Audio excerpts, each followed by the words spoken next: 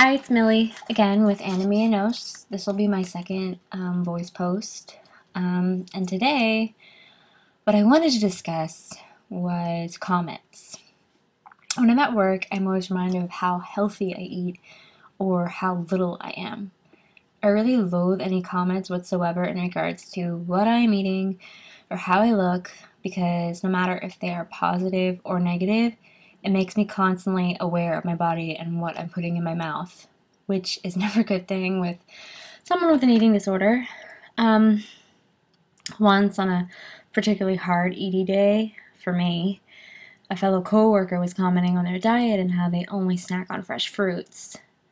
To which that coworker replied, "Fruits are high in calories and can make you fat because they're sweet." At that point, that coworker who was commenting on her new diet pointed over at me and said, "Well, she eats fruit every day. Look at how she looks."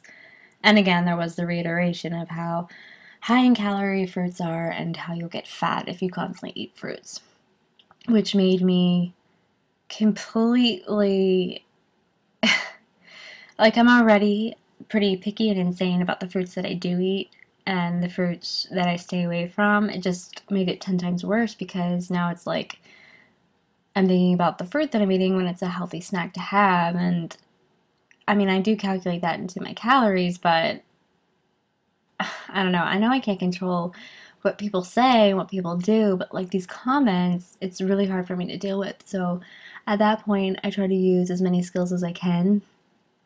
The skills that I'm talking about that I use would be the dialectical behavioral skills that I have inputted within my therapy for my eating disorder. Um, I've made a set of like cards that kind of counteract it, but when I'm at work, I can't really pull those cards out and see what I wrote on them. So normally it's kind of like focusing and getting back to that mindfulness aspect of DBT. Mindfulness is the aspect of kind of centering between the emotional and thoughtful mind back to wise mind, which is your mind that can both handle emotional stress as well as thinking stress. So at that point, I was having a lot of, I guess I was in thinking mind and I was thinking a lot about what I was eating and what I was doing, which basically caused, because this was all before lunch, which I normally have my fruit then. And if I have a snack, I'll usually have a piece of fruit for a snack. I was just like, well, I'm not going to eat my fruit, I'll just have this. And I just kept thinking in my head, okay, I'll do that, I'll commit to that and not, and restrict those things. But I just kept thinking, wait a minute, I have to eat. This is what I brought to eat, and I have to eat it. And right now, these thoughts are being fueled by my eating disorder. And it's really difficult, but I kept like just thinking that thought, these are just thoughts fueled by my eating disorder, and it made it a little bit easier to kind of eat what I had brought for lunch and to have the snacks that I had brought because I need to eat. But I don't know, it's really hard, and I feel like if I keep reiterating those thoughts when I have the ED thoughts, that it makes it a little bit easier, and it does. I am constantly thinking about my body and what I'm putting in my mouth, but it does make it a little easier to kind of put the nutrition that my body needs in when I'm putting, I don't want to call it the blame, but it's the word that I'll use, when I'm placing the blame on who the culprit is, which is my eating disorder. And that really helps to kind of establish, I am not my ED. I don't know if anybody else has problems with comments because it's not just work comments, but comments from family, comments from friends.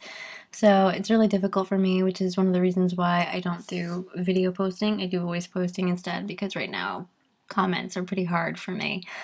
But I'm hoping to kind of, gain enough confidence to break out of that. So I know a lot of people who have ED do struggle with the comments, not only from yourself, because you're constantly, judging yourself and you're your own worst critic, but also outside comments. So I guess what I recommend is trying to get back to that mindfulness aspect of placing the blame of these thoughts on exactly what it is, which is your eating disorder.